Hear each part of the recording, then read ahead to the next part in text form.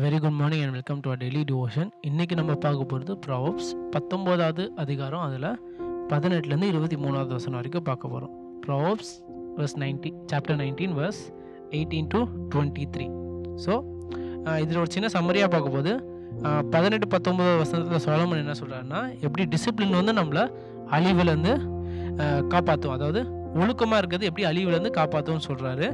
20-21 என்ன சொல்கிறாருன்னா, ஆண்டவரோட கவுன்சில், ஆண்டவருடைய கவுன்சில் எப்படி நம்மளை ப்ரொடெக்ட் பண்ணணும்னு சொல்கிறாரு. அதுக்கப்புறம் 22-23 என்ன சொல்கிறாருன்னா, kindness and fear of the Lord வந்து நம்மளுக்கு எப்படி என்ன பண்ணும், நிரந்தரமான ரெஸ்ட்டு கொடுக்கும்னு சொல்கிறாரு. அதாவது கஷ்டங்கள்லேருந்து ஒரு ரெஸ்ட்டு கொடுக்கும்னு சொல்கிறாரு. ஸோ இதுலேருந்து நம்ம ஃபோக்கஸ் பண்ண போகிறது வந்து 23வது வசனம், Proverbs chapter 19 verse 23, which says, the fear of the Lord leads to life, then one rests content untouched by trouble. Now it is what the fear of the Lord leads to life, then one rests content untouched by trouble. So ஒரு சின்ன அதே மாதிரி கான்டெக்ஸ்டாக பார்க்குறதுனா, இந்த verse வந்து என்ன பண்ணுதுன்னா, மொத்தமாக ஒரு டிசிப்ளின் பற்றி, ஒருத்தவங்க நம்மளுக்கு கவுன்சில் பண்ணுறதை பற்றி, அடுத்து நம்ம இதையும் எதை நோக்கி இருக்கிறத பற்றி சொல்லல. இதுதான் இறுதியான ஒரு வசனம். அதுதான் சாலமன் என்ன சொல்றாரு பாருங்க. எப்பவுமே நிறைய வாட்டி நம்மளுக்கு சாலமன் என்ன சொல்லியிருக்காரு, ஃபியர் ஆஃப் த லார்டை பற்றி சொல்லியிருக்காரு.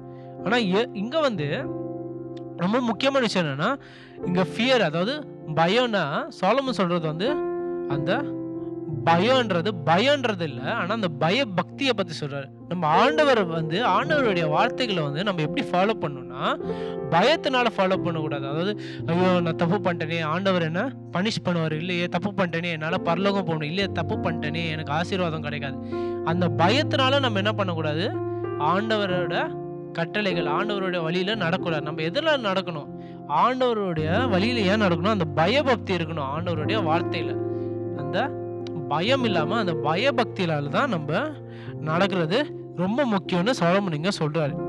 ஸோ நான் என்ன சொல்ல வரேன், அதாவது நம்ம வந்து ஆண்டவர் இங்க சாலமனே நிறைய அறிகுறி சொல்லியிருக்காரு. சங்கீதத்திலையும் பார்க்குறோம், இல்லை எல்லா நாள் சண்டேலையும் என்ன பண்றோம், ஆண்டவருடைய வார்த்தையை கேட்குறோம்.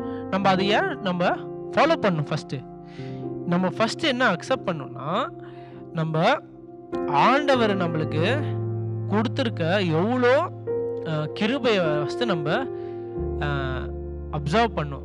என்ன சொல்ல வரேன்னா, நம்மளுக்கு ஃபஸ்ட்டு ஆண்டவர் இங்கே ஒரு நல்ல சர்ச்சை கொடுத்துருக்காரு. நான் இங்கே நம்ம சபைக்கு வரவங்க மட்டும் சொல்கிறேன். ஃபார் எக்ஸாம்பிள், ஃபஸ்ட்டு நம்மளுக்கு என்ன கொடுத்துருக்காரு, உங்கள் எல்லாருக்கும் ஒரு வீடு கொடுத்துருக்காரு, உங்கள் எல்லாருக்கும் டெய்லி உணவு கொடுத்துருக்காரு, உங்கள் எல்லாருக்கும் 2 கை 2 கால் கொடுத்துருக்காரு, உங்கள் எல்லாருக்கும் 2 கண்ணு கொடுத்துருக்காரு, எல்லாருக்கும் ஒரு சபை கொடுத்துருக்காரு. எவ்வளோ பெரிய சபை கொடுத்துருக்காரு, சபையில் இத்தனை ஊழியக்காரங்க இருக்கிற மாதிரி ஒரு சபை கொடுத்துருக்காரு. ப்ளஸ் ஒரு மெட்ரோ இருக்கு சபைக்கு வெளியே.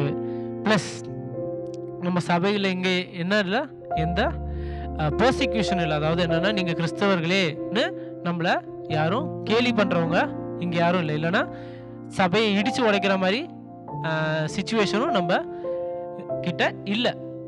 இது வந்து off the top of mind, நான் இப்போ யோசிச்சதுலே இவ்வளோ சொன்னேன்னா, என்னது, ஆண்டவரோட கிருபை. நம்மளுக்கு இவ்வளோ கிருபை கொடுத்த ஆண்டவருக்கு இவ்வளோ இல்லாதது எத்தனை பேர் இருப்பாங்க நீங்களே நினச்சி பாருங்க உலகத்தில். அதையும் மீறி இருக்கிறதுல பெரிய கிருபை என்னன்னா, ஆண்டவருடைய வார்த்தையை கேட்டு அவரோட வெளிச்சம் வந்து நம்ம கண் பார்வையில் பட்டு அவரை ஏற்றுக்கொள்றது தான் இருக்கிறதுலே மிகப்பெரிய கிருபை. ஏன்னா ஆண்டவருடைய வார்த்தையை கேட்காதவங்களே எத்தனை பேர் இருப்பாங்க. ஆண்டவருடைய வார்த்தையை கேட்காதும் மீறி ஆண்டவருடைய வார்த்தையை அவங்க மொழியில் இல்லாததுலேயே எத்தனை பேர் இருப்பாங்க. ஸோ இவ்வளோ செஞ்சிருக்க ஆண்டவருக்கு, இவ்வளோ கிருபை கொடுத்த ஆண்டவருக்கு நம்ம அவர் சொன்ன கட்டளைகள், அவரோட வழியில வந்து நம்ம எதனால நடக்கணும், பயத்தினால நடக்கணும் இல்லை. அவரே இவ்வளோ கீழே இறங்கி நம்மளுக்கு இவ்வளோ செஞ்சிருக்காரு.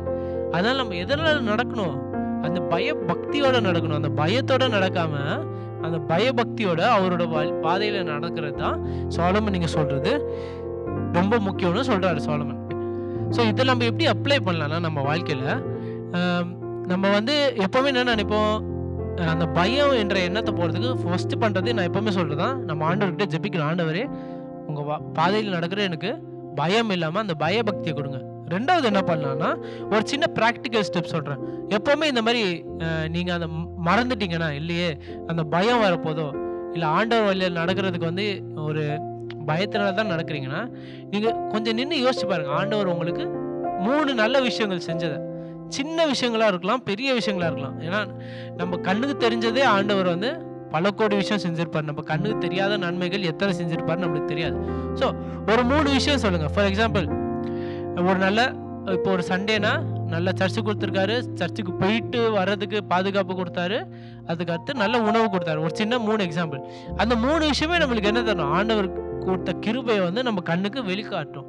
அதுக்கு அடுத்து அந்த வெளிக்காட்டினால நம்மளுக்கு என்ன வரும்? கொஞ்சம் கொஞ்சமாச்சு அந்த பயபக்தி வரும். ஸோ மெயினாக நான் என்ன சொல்ல வரேன்னா, நம்ம ஆண்டவருடைய கட்டளைகள், ஆண்டவருடைய பாதையில் நடக்கிறதோட முக்கியமான காரணம் எதாக இருக்கணும்? பயம் இல்லாமல் அந்த பயபக்தினால தான் அவர் சொல்கிற வார்த்தைகளை நம்ம கீழ்ப்படியணும். So that is what I want us to take away. Thank you.